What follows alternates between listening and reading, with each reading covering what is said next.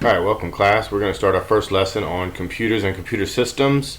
You'll find when I do these presentations I roll through them pretty quick because you can always pause them and go back if you didn't get something. So let's just go through our objectives real quick. We're just going to simply understand what the importance of computers are. We're going to define some of the computers and systems.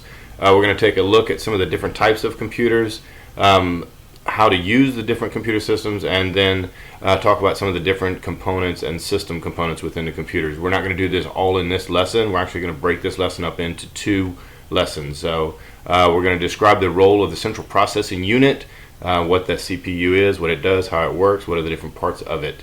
We're also going to talk a little bit about computer memory, how to describe how data is represented, and we'll get into that a little bit more, but identify the different types of storage devices and how to take care of media. We've got the vocabulary here. I'm going to give you out a vocabulary sheet. I'm going to have you guys go and define this vocabulary just so you can have on your record. And so it's a lot, but it's the words and things that you need to know in reference to the different parts of the computers, different terminologies that we're going to use throughout the class, and you don't want to feel like an idiot, so you want to go ahead and make sure you know this stuff. So let's just jump right in. The computer, without a doubt, is one of the most important inventions in the past century. Just a quick review of that. They came out in the early 40s and 50s. They were huge. They were as big as our classroom, mainly used by the government and the military. The first PC, it says IBM PC, which is a personal computer, was in 1981. To give you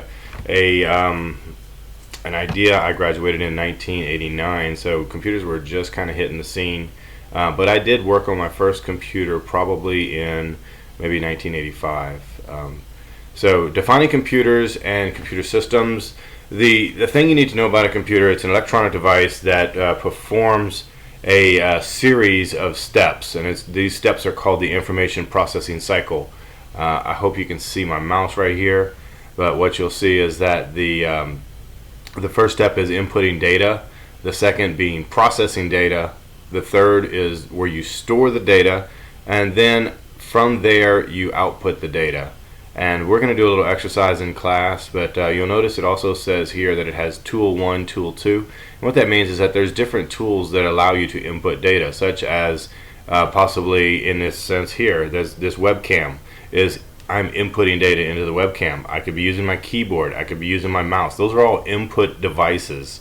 And then of course over here you see output information, and you have different output devices such as a projector, such as speakers, such as the monitor on the screen, or printer. Okay, so there's different parts that we have to identify for input output devices, and of course all the stuff that goes on in the middle right there in the processing and storing data we'll get a little more in detail too. But every computer is going to include hardware, software, data, and people. Without people, those computers don't know what the heck to do. So let's just go into classify a couple different computers. There are things, there's special purpose computers that are most often used to control something else. Your microwave is a special purpose computer. That is a specialized computer. It does something. It's got components. You input data, it does something. The output is, I don't know, whatever, a bag of popcorn. Okay, so but it does its little function. It's got its special purpose. General purpose computers are divided into categories, usually based on the size and the function and the cost. You'll see a couple different types of computers. We'll do an exercise tomorrow in reference to this, but we're going to take a look. Obviously, there's a difference between a desktop computer and a notebook computer. There are servers. Our school has multiple servers in it, also based on things like the school board, which has servers at it. Mobile devices, you got it in your pocket in your school bag. Tablet PCs, iPads, those types of things. Mainframe computers, which are mainly mainframe computers, are used for military purposes, NASA, things like that store loads and loads and loads and loads of information, such as the IRS. Think about it, they have everybody's information from around the whole country, how much money you make, how many children you have, all that stuff. It's a lot of information. You can't do that on just a regular PC. You have to have a huge computer with a lot of power And then it gets into things like supercomputers, and that's where we get into stuff, where like NASA is calculating all the stars around the world and their movement and all that type of stuff. You have to have computers that are super, super fast to do that, and we'll do a little exercise in reference to that as well tomorrow. Embedded computers, those are computers for things like such as a wristwatch. They have a very, very specific purpose, not really elaborate. Now, they're getting more and more with the iWatch and all those different things, but in a general, something like a stopwatch, if you think about it, very simple purpose, but it is an embedded computer, and it's usually only has one purpose, and it's just to get a particular job done. It's got one little microchip in it that's got one set of commands, gets the job done. And then portable players, and you're talking about MP3 players, things like that. So those are a couple different types of computers. Computers obviously are used for all different kinds of tasks. The main thing about a computer is it takes raw data, and we'll talk a little more about raw data, but it changes it into information. For an example, you input data, you input programs and data with some type of input device, meaning maybe a keyboard or a mouse. The computer uses instructions to process that data and turns it into information, because really in the actuality of it, when you're inputting data, you're only inputting small electrical impulses, either a click or a type or something. So it's just these electrical on and off switches. That's the only thing a computer really understands. Then it takes that information and turns it into useful information, and it processes the data, and then it's going to send you out some type of output, maybe a beep, maybe a letter A. And then you can also, from there, the computer, you can store it for retrieval later. It may store it on the hard drive somewhere, or that type of deal. So the motherboard of the computer it's a circuit board. It contains integral parts. The main parts of it being the CPU, the memory, the basic controllers, and expansion slots.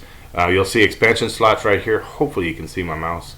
But you'll see the expansion slots. That allows you to add additional cards to the computer. You'll see the controller. That is actually kind of like a traffic cop. It tells everybody where to go, what to do, as far as, okay, this is a piece of sound data. I need you to go to the speakers. It's kind of like a traffic cop. The CPU over here, you'll see it's a little square. It does all the processing, and it has something in it, two main parts of it called the ALU and the arithmetic logic unit and the control unit. And so we'll talk a little more about that, but it also another thing is shown here is the RAM slots, and I'll show you actually some examples of that in class. But you can expand the capabilities of your computer by using the RAM slots. The CPU is again, it's the central processing unit. It's got two primary sections. The arithmetic logic unit. Guess what the arithmetic logic unit does? It processes arithmetic. If you do 2 plus 2, it's going to tell you 4 or 21, depending on who you are. And then the control unit, again, is sort of the same thing. Works a bit as a traffic cop in a way that it sends it to various sections and makes sure that everybody's doing their role within the computer. We'll talk a little bit more about the ALU. The logic unit. One thing I want to mention is that the logic is based on logic. It means it's based on decisions, and that's what logic is, based on decisions.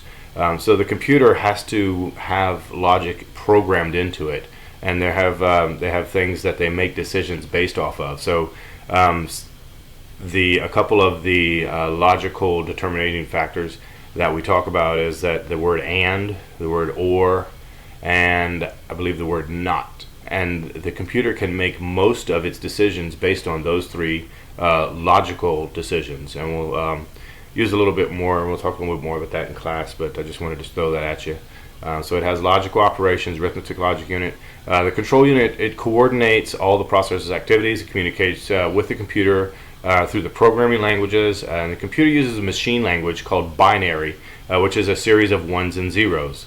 We're going to do an exercise today in class that encompasses that.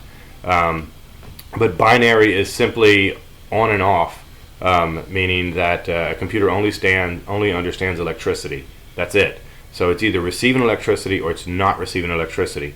We're going to actually stop right here. This is almost 10 minutes into a presentation, so with this knowledge of knowing what the binary is, we're going to take we'll do a couple exercises in class, but hope you've gotten some good information there, and I'll see you in class.